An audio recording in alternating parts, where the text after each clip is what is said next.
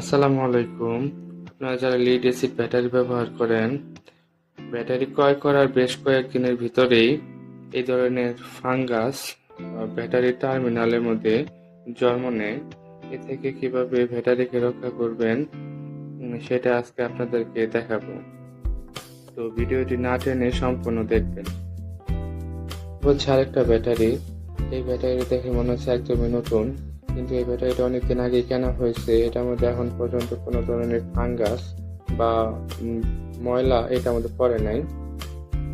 কারণ হচ্ছে এই ধরনের পেট্রোলিয়াম জেলি বা ভ্যাসলিন যদি আপনার ব্যাটারির টার্মিনালের মধ্যে লাগিয়ে রাখতে পারেন এবং এই ধরনের ব্রাশ দিয়ে যদি সপ্তাহে 2-1 দিন ব্যাটারিটা পরিষ্কার রাখতে পারেন, তাহলে কখনোই আপনার ব্যাটারিতে এই ধরনের ফাঙ্গাস জন্ম নেবে না এবং ময়লাও পড়বে না।